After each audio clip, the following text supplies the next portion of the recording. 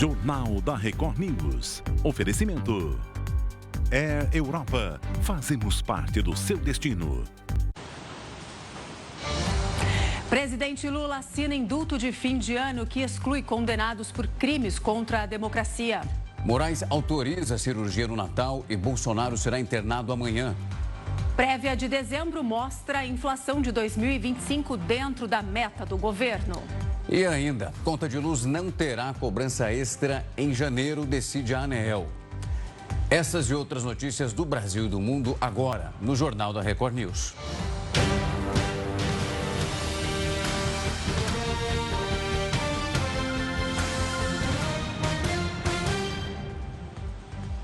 Boa noite. Boa noite. A explosão de um apartamento na região metropolitana de Porto Alegre levantou um alerta. Os riscos do uso de produtos químicos inflamáveis em serviços de limpeza. O impacto provocado pela explosão foi tão forte que atingiu 20 apartamentos. Um produto utilizado para impermeabilizar um sofá pode ter sido a causa do acidente. Ele é muito volátil, né? Então ele fica no ar. Segundo o morador, a esposa dele iria fazer um alimento, a gente não sabe se ela foi acender o fogão ou ligar o micro-ondas, e aí teria gerado uma faísca e entrado em ignição o sofá, né? O apartamento onde o incêndio começou ficou totalmente destruído. 2 pessoas ficaram feridas, a moradora e a vizinha do apartamento de cima que inalou fumaça. A moradora do apartamento onde as chamas começaram sofreu queimaduras em 50% do corpo e está internada em estado grave. Peritos estiveram aqui no local para identificar o material utilizado na impermeabilização do sofá. A polícia também investiga se a empresa contratada orientou os moradores sobre os riscos do serviço. Nós fizemos contato com a empresa, eles informam que o produto era à base d'água, né? Independente de qualquer coisa, o morador também relata que não foi dado nenhuma orientação para ele. Este especialista explica que os serviços de impermeabilização podem ser feitos com produtos à base d'água, que são mais seguros. Mas também existem fórmulas com solvente na composição que precisam de cuidados extras. Durante 10 a 30 minutos, o solvente ele fica no ar. Por isso que é recomendado o cliente nem estar no mesmo ambiente durante a aplicação, porque o solvente está no ar. A nossa equipe tentou contato com a empresa contratada, mas ninguém atendeu às ligações. A prisão domiciliar para cumprimento de pena em regime fechado é uma exceção no sistema prisional brasileiro. Recentemente, o assunto voltou à tona após o Supremo Tribunal Federal conceder o benefício para o general Augusto Heleno, condenado a 21 anos pela trama golpista.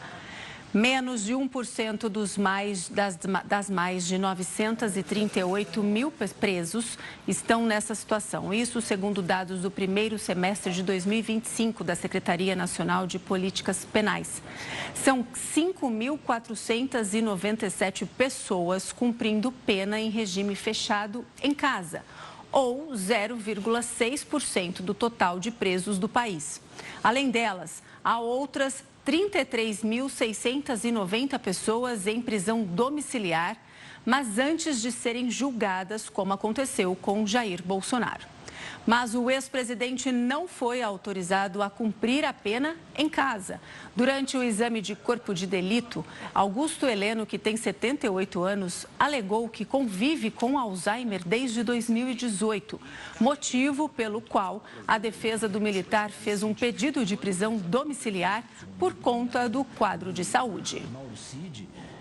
E as novas regras para Vale Alimentação e Refeição entram em vigor no dia 11 de fevereiro. Essas mudanças limitam a taxa daquele desconto cobrada pelo estabelecimento, os 3,6%. Além disso, vai reduzir o prazo dos repasses dos valores para os comerciantes. Essa determinação é que isso aconteça em 15 dias corridos. Atualmente, essa demora pode chegar até 60 dias. De acordo com o governo, o objetivo é aumentar a concorrência no setor. As empresas que concedem os benefícios não terão aumento de custos. O IPCA 15, a prévia da inflação, foi de 0,25% em dezembro. A alta registrada no mês fez o índice fechar o ano com inflação acumulada de 4,41%. O número ainda está dentro do teto da meta definida pelo Banco Central, que é de 4,5%. Dos 9 grupos analisados, 7 registraram alta na comparação com novembro. Os transportes foram responsáveis pelo maior avanço e impacto sobre o índice no período. A alta foi de 0,69% no mês, puxada principalmente pelas passagens aéreas, que subiram mais de 12%. Na outra ponta, o grupo artigos de residência teve a maior queda, 0,64%. O ministro Alexandre de Moraes autorizou a internação do ex-presidente Bolsonaro para a realização de uma cirurgia de hérnia na região da virilha. O repórter Yuri Ascar acompanha essa história e traz informações de quando o ex-presidente já vai ser levado para o hospital. Yuri, boa noite para você. Boa noite, Rafael, Daísa, boa noite a todos. A autorização do ministro Alexandre de Moraes do Supremo Tribunal Federal para que Jair Bolsonaro deixe a superintendência da Polícia Federal e se dirija ao hospital particular onde vai fazer essa cirurgia já é a partir da 0 hora de hoje, vale para amanhã. Não temos ainda confirmado o horário que vai ser feita essa transferência. Pode ser de madrugada, pela manhã, à tarde, não sabemos ainda o horário que vai ser feita a transferência, mas sabemos que a cirurgia está marcada para o dia seguinte, para o dia 25. Alexandre de Moraes também determinou que somente a ex-primeira-dama Michele Bolsonaro possa acompanhar o ex-presidente ali, inclusive no quarto, como acompanhante exclusiva dele, já que a defesa solicitou também que 2 filhos do ex-presidente pudessem fazer também essa visita, serem acompanhantes ali ao lado da ex-primeira-dama Michele Bolsonaro, mas esse pedido foi recusado e se algum deles quiser ir ao hospital visitar o pai, vai ser necessário pedir uma autorização ao ministro Alexandre de Moraes, que pode conceder ou não a autorização. Esse pedido para a cirurgia foi realizado há mais de 2 semanas pela defesa do ex-presidente, mas o ministro Alexandre de Moraes entendeu que os exames apresentados, anexados ao pedido, eram exames antigos e solicitou então uma perícia da Polícia Federal para identificar a necessidade. A avaliação médica dos peritos da PF foi de que havia a necessidade de fazer essa cirurgia para correção da hérnia inguinal, que não era urgente, mas o quanto antes fosse feita, seria melhor para a saúde do ex-presidente. Então, o ministro Alexandre de Moraes solicitou à defesa do ex-presidente que informasse o dia e o local em que essa cirurgia deveria ser realizada. Com a informação, Alexandre de Moraes pediu um parecer para a Procuradoria-Geral da República. A PGR se manifestou favorável a essa transferência do ex-presidente Jair Bolsonaro para a realização da cirurgia e assim que ele tiver alta, ele volta para a Superintendência da Polícia Federal, onde está preso desde o dia 22 de novembro. Daísa, Rafael. Yuri, muito obrigada pelas suas informações. A gente segue acompanhando aí na mesma internação e também a cirurgia do ex-presidente Jair Bolsonaro. Bom trabalho e boa noite para você. Foi encontrado hoje o corpo do homem desaparecido desde as fortes chuvas da semana passada no Rio de Janeiro. O repórter Felipe Figueira tem as informações. Mauro Oliveira França, de 68 anos, estava desaparecido desde quarta-feira. A vítima seguia para o trabalho quando teve o carro arrastado durante um temporal em Petrópolis, na região serrana do Rio. O veículo foi encontrado horas após a enxurrada, mas o motorista não havia sido localizado. Os bombeiros utilizaram embarcações, drones e mergulhadores para localizar o corpo de Mauro. O servidor público foi enterrado hoje. A Prefeitura de Petrópolis decretou luto oficial de 3 dias na cidade. Voltamos aos estúdios da Record News. O Corpo de Bombeiros do Rio vai ampliar a utilização de drones com alto-falantes para alertar os banhistas sobre os perigos no mar. A novidade desse ano é o uso do equipamento também à noite, já que a procura por banhos noturnos aumenta durante o verão. Calor de quase 40 graus. Tá muito quente. Que isso? Não, dá não. E para dar um refresco, nada melhor que praia. É bom que dá para dar um mergulho, refrescar um pouco e depois ficar pegando um sol também, né? Com a chegada do verão e das férias escolares, o espaço nas areias ficou disputado hoje no Rio. As águas claras foram um convite à parte. E ninguém tinha pressa para ir embora. Fico aqui o dia inteiro se deixar. Não tem hora para ir embora, só saio daqui meia-noite. Mas se o aumento do público nas praias já é uma preocupação durante o dia, à noite aumentam os riscos de afogamento durante o banho de mar noturno. Aqui no Rio, o Corpo de Bombeiros usa drones com alto-falantes para alertar banhistas sobre os riscos no mar ou nas pedras. A medida auxilia na prevenção de afogamentos. E essa tecnologia, que antes só era usada durante o dia, agora vai funcionar também à noite, quando a visibilidade por aqui fica reduzida. Câmeras de alta resolução e sensores térmicos vão ajudar no monitoramento. A mensagem tem versões em português. Atenção, saia imediatamente do mar. E em inglês.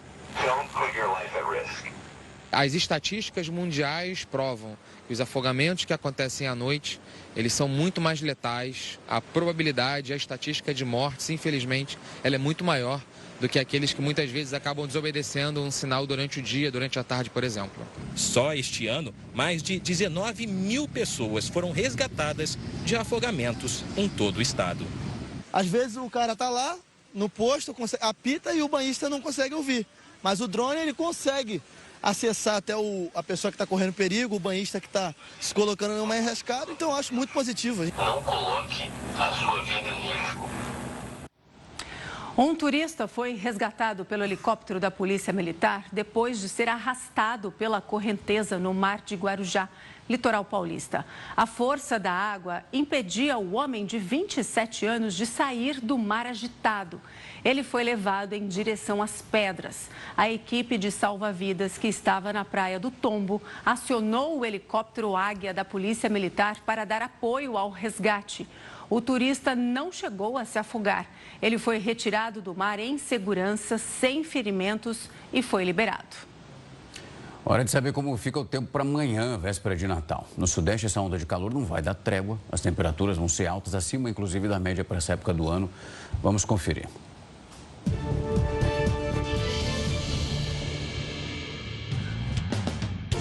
Nesta quarta, véspera de Natal, o tempo será instável em grande parte do sul, enquanto o Sudeste segue sob influência de um bloqueio atmosférico, com predomínio de sol e calor. No Centro-Oeste, as instabilidades se intensificam e no Norte, a chuva forte e os temporais continuam. No Sudeste, céu mais aberto em grande parte da região, assim como no Nordeste, que terá uma faixa de calor. Já no norte do país, céu encoberto e chance de chuva nos estados do Amazonas, Acre, Rondônia, Pará e Amapá. No Rio Grande do Sul e Santa Catarina, a possibilidade de temporais mais fortes nesta quarta-feira. O alerta também é grande para o centro-oeste e norte, principalmente o Amazonas e partes de Mato Grosso, Rondônia e Pará, nas áreas em roxo no mapa. O estado de atenção também segue para Roraima e Amapá, além do estado do Tocantins e Maranhão no nordeste. As rajadas de vento variam nesta quarta-feira em alguns pontos do litoral do Rio, como é o caso da região dos Lagos, onde os ventos podem chegar a 70 km por hora.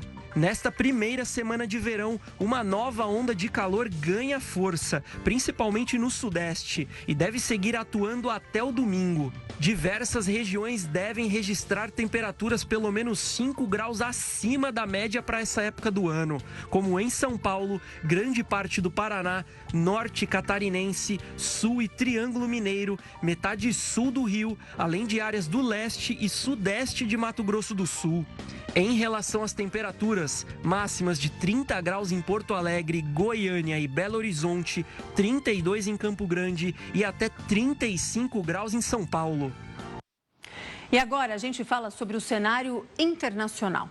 Apesar de ter recuado em alguns casos, o tarifaço de Donald Trump ainda deve continuar impactando a economia mundial em 2026, Rafa. Justamente para relembrar o passo a passo dessa medida e analisar os desdobramentos, tudo isso que nós vimos acontecendo, nós conversamos com o Igor Lucena. Ele é especialista em relações internacionais. Uma assinatura que impactou todo o comércio mundial. Em abril, o presidente americano Donald Trump anunciou um pacote de tarifas para vários países que vendem aos Estados Unidos. Taxas que chamou de recíprocas e foram aplicadas a vários produtos das nações exportadoras. O presidente Donald Trump, quando iniciou a sua política comercial, teve uma visão bastante mercantilista. A visão de que os Estados Unidos basicamente perdia em déficits comerciais com outros países e, de uma certa maneira, isso prejudicaria empregos e prejudicaria a própria economia americana. Não foi muito direto a maneira como ele conseguiu fazer esse cálculo, né? Basicamente, ele fez uma análise muito simples de quanto cada país estaria tendo superávit comercial e como uma quantidade pré-especificada de tarifas poderiam diminuir esse déficit. E no primeiro momento, a gente assistiu países que ficaram com uma tarifa pequena, né? O próprio Brasil iniciou-se com uma tarifa de apenas 10%, enquanto outros, como a China, tiveram tarifas acima de 50%, 60%, e isso foi variando. A medida obrigou os países afetados a negociar com o governo americano. De certa maneira, no primeiro momento e logo depois, isso foi positivo, porque ele conseguiu, de fato, reorganizar vários países, conseguiu acordos comerciais relevantes, principalmente com os principais players globais, né? A gente está falando de União Europeia, Japão, países como o México, o Canadá, que já tinham sido renegociado o acordo, o antigo NAFTA, né? E depois foi renegociado pela segunda vez no seu mandato. Entretanto, isso abriu um segundo momento, né? Que foi uma guerra comercial com a China. A gente viu tarifas subindo a mais de 200%, significa uma interrupção total das relações comerciais. Porém, a avaliação é que a lista de motivos para o tarifaço vai além da relação de compra e venda. O presidente Trump tem uma visão interessante e, ao meu ver, complexa, mas tem um certo sentido de que existe uma quantidade de americanos que perderam seus empregos e que não entraram na visão da globalização. Então, essas tarifas teriam como objetivo também atrair empresas e aquelas empresas do chamado chão de fábrica tradicional para dentro dos Estados Unidos. E, a partir daí, regiões do chamado Rust Belt e as regiões mais pobres dos Estados Unidos voltariam a ter atividades econômicas que desapareceram e foram para o Sudeste Asiático, né? Algumas realizações foram corretas, países como a Arábia Saudita, o próprio Japão, se comprometeram a abrir fábricas. A gente viu os taiwaneses abrindo fábricas de microchips no Texas. Então, de uma certa maneira, houve sim vitórias para o presidente Donald Trump com essas políticas de tarifas, porque ninguém quer ficar de fora do maior mercado do mundo. Outros lados não foram tão bem receptivos assim. As tarifas levaram também a um movimento inflacionário. A gente viu um aumento de preços de produtos nos Estados Unidos, principalmente nas chamadas groceries, produtos do dia a dia, e que impactaram fortemente a popularidade do presidente Donald Trump. Apesar disso, a expectativa de crescimento dos Estados Unidos em relação à China, principal concorrente dos americanos na economia. Quando a gente faz uma análise de PIB e a previsão do final de 2026, a gente está vendo aí o PIB americano pode chegar a 31 trilhões de dólares, enquanto, em segundo lugar, a China 20,5. O maior gap na história nos últimos 10 anos está sendo agora, entre China e Estados Unidos. Então, acho que uma coisa ficou muito clara.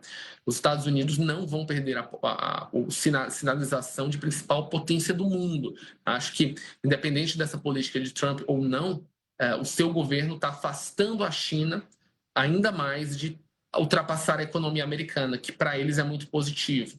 Existe, sim, uma nova política armamentista, a corrida de minerais raros. Eu acho que o Trump acerta nisso, para não se depender da China. Então, acordos com o Japão, a Austrália, acho que tem acordos com o Brasil que estão sendo negociados, são importantes para os Estados Unidos manterem essa supremacia que Trump quer mostrar que existe ainda. Então, acho que tem sim algumas vitórias que ele vai colocar na mesa, e as derrotas ele não vai querer colocar, né? As derrotas eu acho que ele bota um pouco embaixo do tapete e deixa passar. Mas, de uma maneira geral, quando a gente olha os números da economia americana, ela está sendo muito mais o motor do mundo do que a China.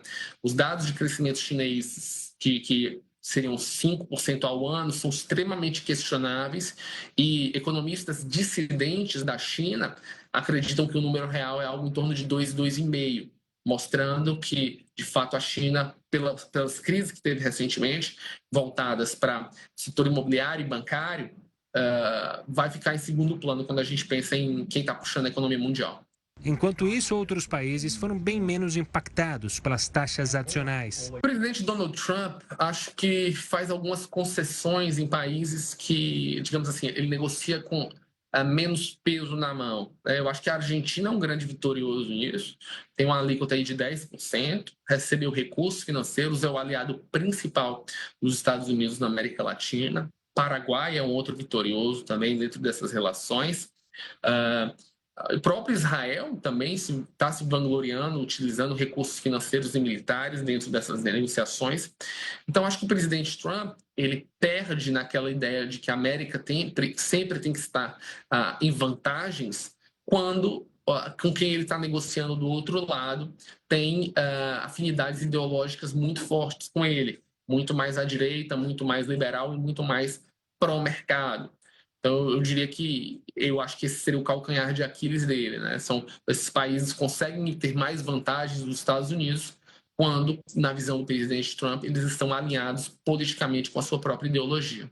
Já o Brasil teve um caminho mais longo para conseguir reduzir as tarifas, que no auge das tensões entre os governos, chegaram a somar 50% sobre diversos produtos exportados aos americanos. Foi durante o momento de tarifas mais elevadas que o presidente Lula fez uma série de viagens. O objetivo era se aproximar de novos mercados.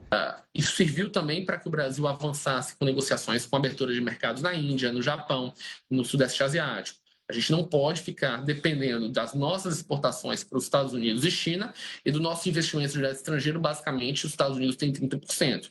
Ou o Brasil avança com, por exemplo, fechar um acordo Mercosul e União Europeia e avançar com outros mercados comerciais, ou a gente fica à mercê de nações que têm instrumentos geoeconômicos ativos. Eu acho que a gente sentiu na pele o que é ter uma diplomacia baseada apenas em conversa e não em ações comerciais. Essas viagens têm que existir muito mais, e não só do presidente Lula, mas dos líderes de outros ministérios, né? Acho que as viagens têm que ser muito menos protocolares e muito mais comerciais. O modelo de tarifas do presidente Trump abriu essa necessidade e o Brasil simplesmente não se viu obrigado a fazê-lo. Mas se nós simplesmente esquecermos isso, não vai dar certo. A gente tem que manter isso como um hábito. E eu acho que tem que seguirmos esse caminho. A gente não pode querer inventar a roda e ter um país que produz e exporta tudo. Temos que definir nossas prioridades, definir os mercados e, a partir daí, tomar ações enérgicas e ativas, não passivas. Em novembro, o imposto adicional de 40% sobre vários itens foi retirado. A lista incluiu carne bovina e o café. Eu acho que é muito difícil a gente falar que encerrou a situação. Muito pelo contrário, eu acho que a gente está num momento de calmaria, da mesma maneira que as tarifas foram reduzidas hoje, e eu acho que é muito mais uma vitória do lobby empresarial que foi feito pelas empresas nos Estados Unidos, enquanto o governo americano, o governo brasileiro ainda lavava um pouco as mãos em relação a isso. No segundo momento, o presidente Lula entrou em ação. Agora, não adianta a gente ficar parado esperando que está tudo bem. A partir do momento que o governo brasileiro, por exemplo, volte a falar de regulação de mídias, aumento de cobrança de taxas de big techs, a primeira coisa que o governo americano vai fazer é ameaçar novamente com tarifas. E aí pode colocá-las até maiores do que se imagina. Então é o seguinte, é uma questão de interesses. Países têm interesses e não têm amizades. Eu acho que esse é o ponto principal que a gente tem que analisar. E a lição que fica disso é que o Brasil estava muito mal preparado.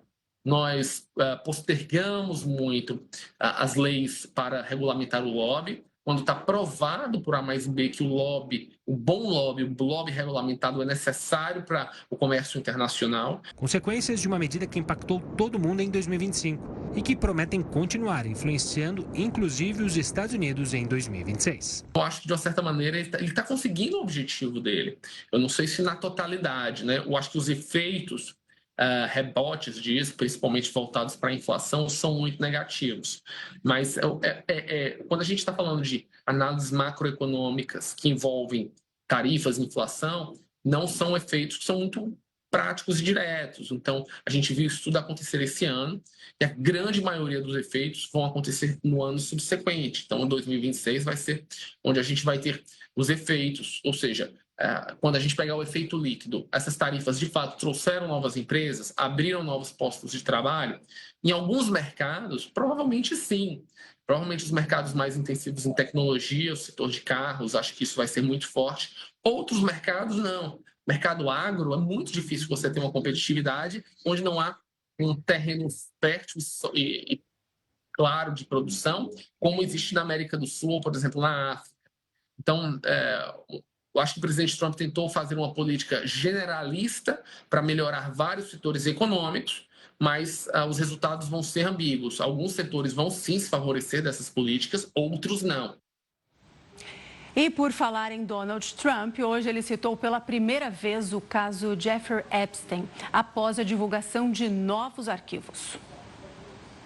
Nesta terça, o Departamento de Justiça americano, que responde à Casa Branca, divulgou 30 mil novos documentos sobre as investigações contra Epstein. O bilionário foi condenado por abusar de menores e operar uma rede de exploração sexual. Após a divulgação do material, o Departamento de Justiça afirmou que há acusações falsas e sensacionalistas contra Donald Trump na nova remessa de documentos. Em alguns deles, o republicano é citado. Na remessa havia uma suposta carta de Epstein para Larry Nassar, que cumpre prisão perpétua por abuso sexual. No texto, Trump é mencionado, mas o FBI confirmou que o documento é falso, dizendo que isso serve para lembrar que o simples fato de um documento ser divulgado pelo órgão não torna as alegações ou afirmações nele contidas verdadeiras, mas mesmo assim continuará a divulgar todo o material exigido por lei. Horas depois, Trump se manifestou sobre o caso enquanto falava com repórteres na casa em Mar-a-Lago, na Flórida, e mencionou os arquivos divulgados na última sexta-feira, em que Bill Clinton, ex-presidente democrata, também aparece. Eu sei que muita gente ficou irritada com todas essas fotos de outras pessoas, mas eu acho isso terrível. Olha, eu não gosto. Eu gosto do Bill Clinton. Sempre me dei bem com Bill Clinton. Detesto ver fotos dele vazando, mas é isso que os democratas, principalmente os democratas, e alguns republicanos ruins estão pedindo. Então eles divulgam fotos minhas também. Eu acho que Bill Clinton é adulto, ele consegue lidar com isso. Mas provavelmente estão sendo expostas fotos de outras pessoas que inocentemente conheceram Jeffrey Epstein anos atrás, muitos anos atrás. E são, sabe, banqueiros, advogados, outros profissionais altamente respeitados, mas elas aparecem em uma foto com ele porque ele estava em uma festa. Isso acaba arruinando a reputação de alguém. Você vê agora imagens ao vivo de São Paulo, Avenida Paulista, 25 graus na capital, olha que quase 10 da noite. O calor veio para ficar. Para sintonizar a Record News aqui na capital, é só você colocar no canal 42 na sua TV aberta para acompanhar nossa programação de graça. E a ANEEL vai rebaixar a bandeira tarifária para a conta de luz. O Jornal da Record News volta já.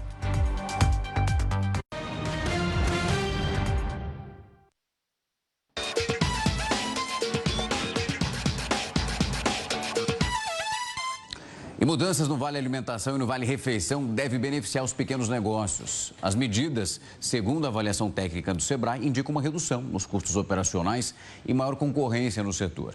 O impacto é positivo, ele é esperado principalmente para restaurantes, padarias e mercadinhos. Os estabelecimentos poderão se beneficiar com a limitação dessa taxa cobrada pelas administradoras de cartões a 3,6% e com prazo menor de repasse de até 15 dias depois da transação. Essas mudanças também prevê que em um ano todos os cartões do programa possam ser aceitos em qualquer maquininha de pagamento. Para o Sebrae, essas reformas elas geram uma oportunidade para os pequenos negócios revisarem os seus contratos com as operadoras, avaliarem as taxas atuais e aproveitarem a transição para ampliar a sua competitividade em todo o mercado.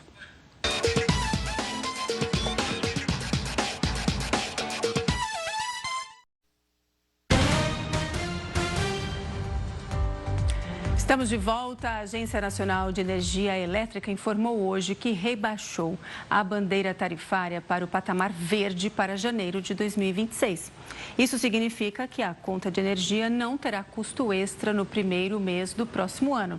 Em dezembro, a ANEEL havia definido a categoria amarela para a bandeira, o que significou um custo extra de R$ 1,88 a cada 100 kWh. Em novembro, foi definida a vermelha, patamar 1, com um custo extra de R$ 4,46 a cada 100 kWh. A bandeira tarifária sinaliza ao consumidor os custos reais da geração de energia no país. Quando a geração fica mais cara, a cobrança extra é aplicada automaticamente nas contas. E o aumento nas vendas no comércio no final do ano animou o setor. A expectativa é que mais de 70 bilhões de reais sejam movimentados nesse período. O Fernando acabou gastando um pouco mais do que imaginava nas compras para as crianças da família. Era um para cada, mas pai babão, eu vi o que ela queria, depois eu vi o que é a cara dela, acabei pegando. E ainda falta coisa aqui ainda. Faço da minha esposa e da minha sogra. A Jéssica deixou as compras para a última hora. Mesmo assim, não esqueceu de ninguém. Mas hoje foi uma lembrancinha para minha mãe, para o amigo da filha, que faz aniversário amanhã, para minha sogra e só. Agora está atrás de uma roupa para minha filha mesmo. Neste ano, a Confederação Nacional do Comércio projeta o maior volume de vendas do varejo dos últimos 10 anos. Segundo o levantamento, as vendas do fim do ano devem ultrapassar 72 bilhões de reais no Brasil em 2025. É um aumento de mais de 2% em relação ao mesmo período do ano passado. Apesar do crescimento, ainda é considerado modesto. As condições de consumo no final do ano, elas estão apresentando sinais divergentes. De um lado, o mercado de trabalho com números bastante positivos e de outro, as condições de crédito bastante deterioradas, com a taxa de juros bastante elevada e o endividamento muito elevado da população. Procurei comprar só o que a pessoa estava precisando para uma lembrança, né? Para não passar a data em branco. Foi bem contida a minha conta. Os setores que mais registram aumento nas vendas são o de vestuário e o de alimentos. Juntos, respondem por cerca de 75% de toda a movimentação financeira do varejo. E a expectativa é que até o final do dia a gente consiga atingir a nossa meta. As bolsas a gente teve reposição hoje de manhã, chegou coisa nova, porque ontem já tinha esgotado. O chocolate ele é um produto muito gostoso de trabalhar e muito fácil de trabalhar. Ele agrada praticamente a 100% dos paladares das pessoas, é praticamente um presente sem erro. As compras de última hora também refletem no trânsito, que fica mais intenso perto dos centros comerciais. A cidade de São Paulo chegou a registrar quase 500 quilômetros de lentidão, cenário que começa a mudar a partir de hoje. As pessoas acabam viajando para o Natal, para o interior, então isso já diminui o fluxo. A gente já percebe na cidade que está uma fluidez mais tranquila. As universidades federais do país vão ter um corte de quase R$500 bilhão em 2026. A redução no orçamento está prevista no projeto de lei orçamentária aprovada pelo Congresso. Inicialmente, o valor previsto era de aproximadamente R$6 bilhões e 900 milhões de reais. Depois do corte, passará a ser de 6 bilhões e 400. A diminuição representa uma queda de 7,05% nos recursos. As instituições podem escolher como gastar esse dinheiro. Geralmente, ele cobre custos de água, luz, manutenção e até bolsas de estudos. Em nota publicada nas redes sociais, a Associação Nacional, que representa as federais, criticou a mudança. Ela afirmou que a redução agrava um quadro que já é crítico. A polícia prendeu o terceiro suspeito de envolvimento no sequestro de um empresário no Rio Grande do Sul. A repórter Vanessa Felipe tem as informações. Gilson Trenepol, de 65 anos, ficou quase 48 horas nas mãos dos criminosos em um cativeiro na cidade de Marau, localizada a 270 quilômetros da capital, Porto Alegre. A vítima estava em uma festa de confraternização no último sábado, na cidade de Não Me Toque, no Norte Gaúcho. Quando chegou em casa, ele foi rendido pelos sequestradores que o levaram para uma residência alugada. A partir daí, começaram a extorquir dinheiro da família da vítima. Gilson é vice-prefeito de Não Me Toque e dono de uma grande empresa de máquinas agrícolas. A polícia começou as buscas e localizou um dos criminosos e a vítima no meio da mata. Um dos suspeitos foi preso em flagrante no dia do resgate. Outro em uma plantação de milho nesta segunda-feira. Com a prisão do terceiro envolvido nesta madrugada, o trio que teria tramado o sequestro já está atrás das grades. Voltamos aos estúdios da Record News. E agora você vai ver imagens ao vivo de Belo Horizonte, Minas Gerais. Essa é a Avenida do Contorno, na região central da cidade. 21 graus neste momento. Para sintonizar a Record News em BH, é só você colocar no canal 27 na sua TV aberta. E você pode ver toda a nossa programação de graça. Lula deixa condenados do 8 de janeiro de fora do indulto de Natal. Os detalhes você vê daqui a pouco. Até já.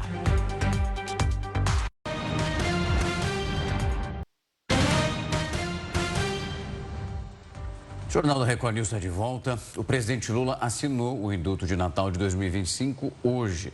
Esse decreto concede o perdão da pena a presos que cumprem critérios que são específicos. E ficaram de fora os condenados pelos atentados ao Estado Democrático de Direito, como aquilo que nós vimos acontecer no dia 8 de janeiro de 2023.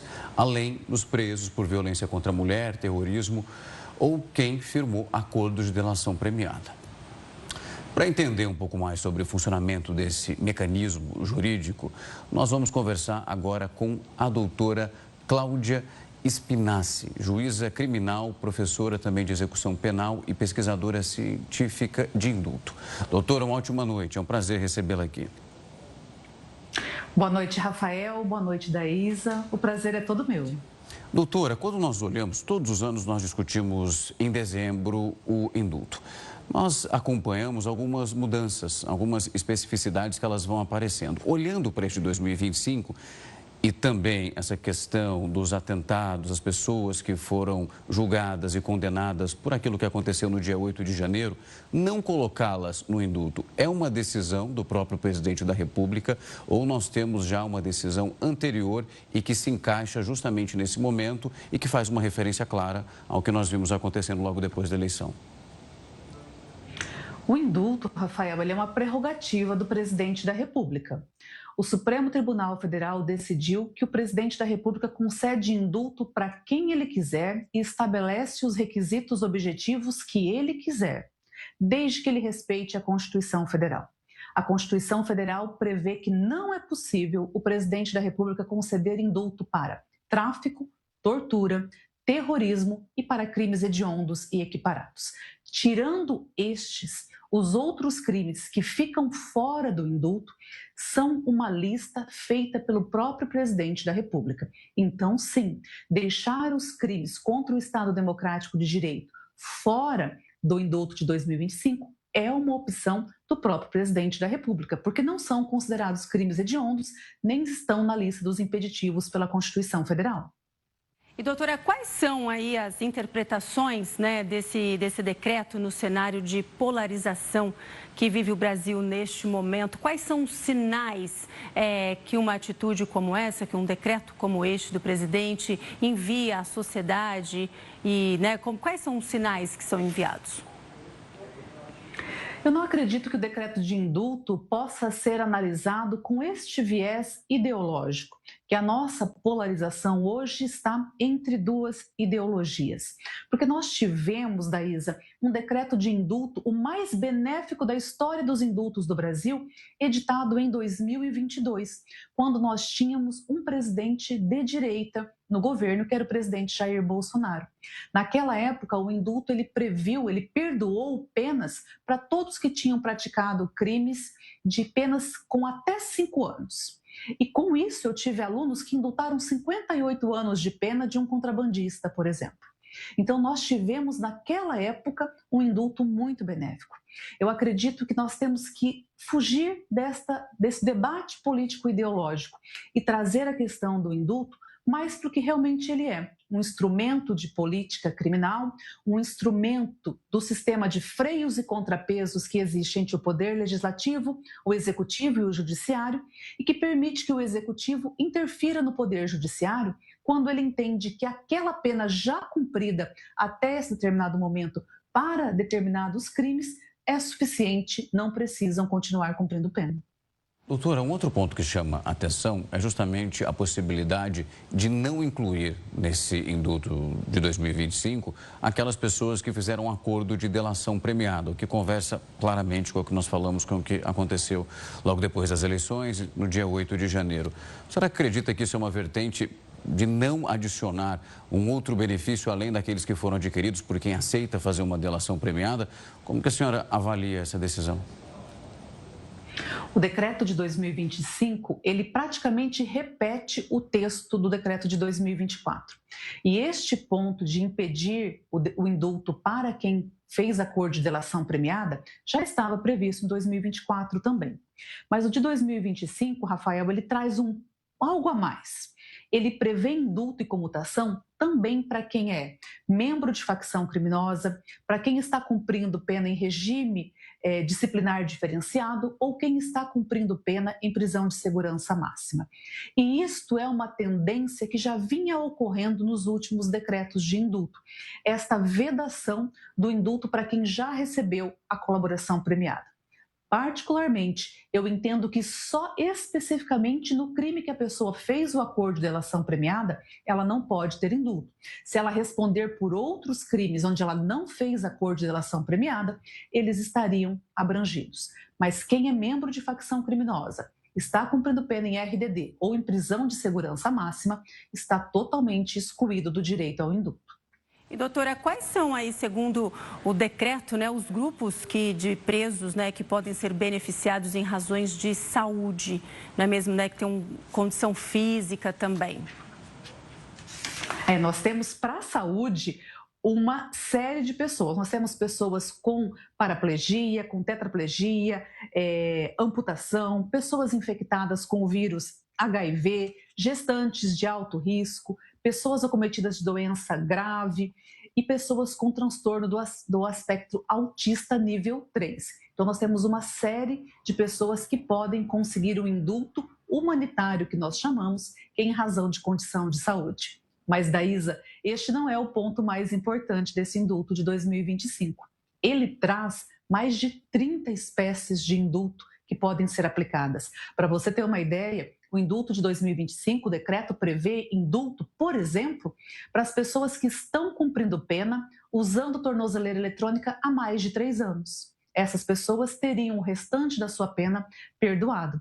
Ele prevê indulto para quem saiu do sistema prisional, é um egresso do sistema prisional e está cumprindo pena comparecendo aos patronatos, aos escritórios sociais ou a alguma instituição similar há mais de 2 anos. O restante da pena seria perdoado. E ele traz uma série de outras opções. Indultos específicos para as mulheres, para deficientes, para maiores de 60 anos.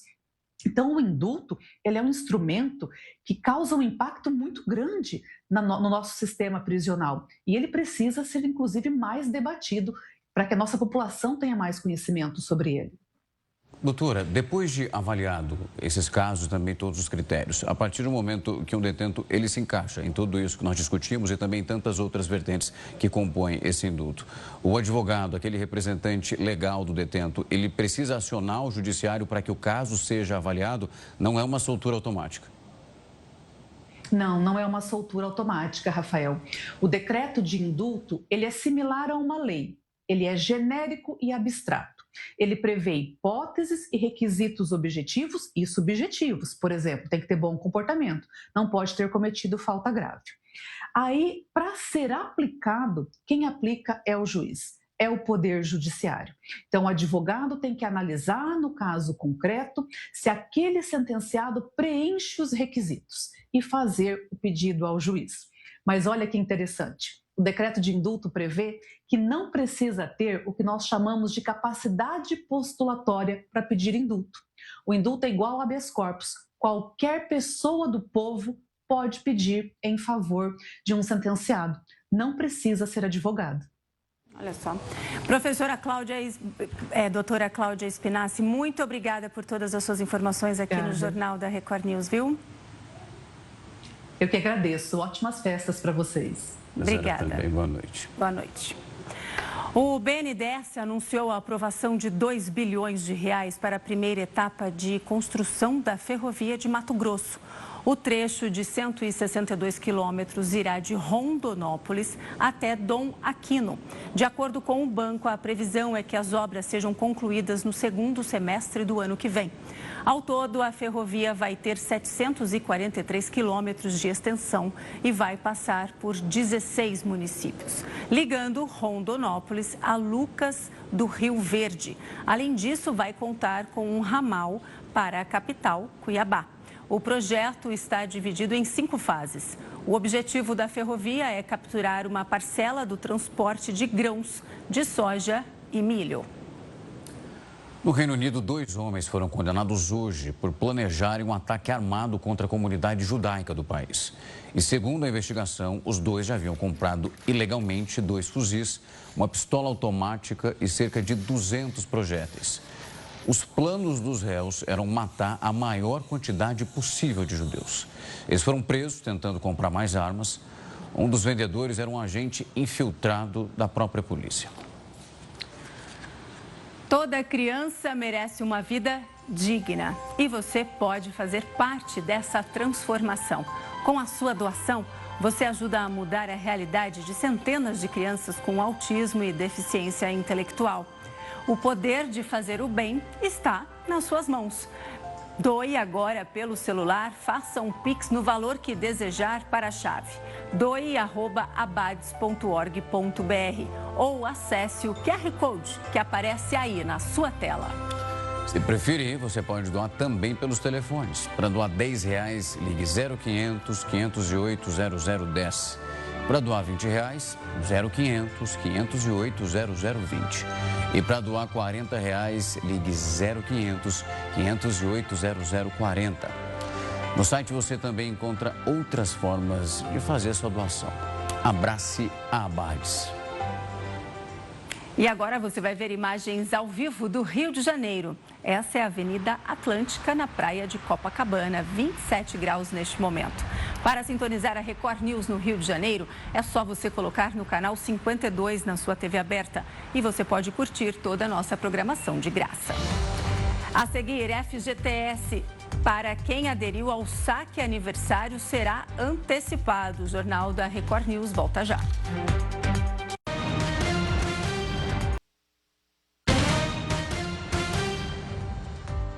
Um novo ataque dos Estados Unidos a uma embarcação no Oceano Pacífico deixou um suspeito morto. E segundo o governo americano, esse barco levava drogas para uma rota conhecida do narcotráfico. No vídeo divulgado pelo Comando do Sul dos Estados Unidos, é possível ver o momento em que o barco é atingido e começa a pegar fogo. Segundo o governo americano, a embarcação tinha um baixo perfil, ou seja, a maior parte do casco fica abaixo da superfície. Esse tipo de barco costuma ser usado por narcotraficantes para dificultar a detecção. Ao menos 105 pessoas já morreram em quase 30 ações semelhantes, confirmadas pelo Pentágono. Donald Trump prometeu acabar com o escoamento de drogas até os Estados Unidos. Segundo o presidente americano, 25 mil vidas são salvas a cada ataque, embora a Casa Branca nunca tenha apresentado provas da presença de entorpecentes nas embarcações. Depois de passar 20 anos fechada, a base militar de Roosevelt Roads, em Porto Rico, voltou a ter fluxo intenso. A reativação ocorre em meio à escalada de tensão com a Venezuela. O local tem uma posição geográfica privilegiada, já que fica a cerca de 900 quilômetros de distância de Caracas. Os Estados Unidos também monitoram petroleiros considerados clandestinos. Ontem, Donald Trump afirmou que o país vai ficar com os barris apreendidos em navios com petróleo venezuelano. Talvez a gente venda ou use nas reservas estratégicas, mas vamos ficar, inclusive com os navios, reforçou o republicano. Nicolás Maduro revelou que teve uma conversa respeitosa há um mês com Trump e pediu que o presidente americano foque nos problemas do próprio país. Não é possível que 70% dos discursos dele sejam sobre a Venezuela, afirmou Maduro. E você vai ver agora imagens ao vivo de Florianópolis, em Santa Catarina, via Maxcan. 25 graus neste momento. Para sintonizar a Record News em Floripa, é só você colocar no canal 6, na sua TV aberta. E você pode ver toda a nossa programação de graça. FGTS, para quem aderiu ao saque aniversário, será antecipado. O Jornal da Record News volta já.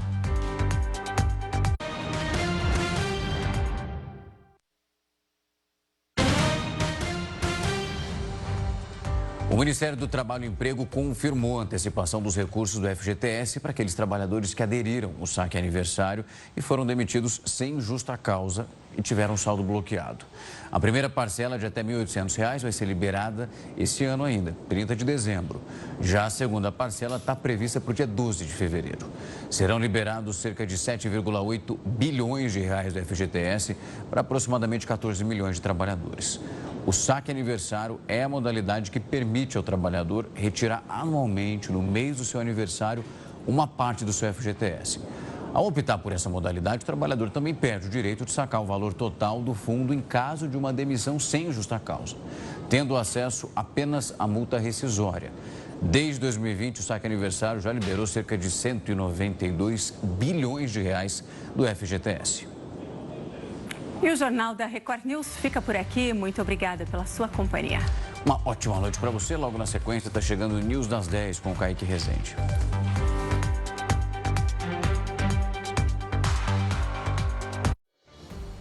Jornal da Record News. Oferecimento.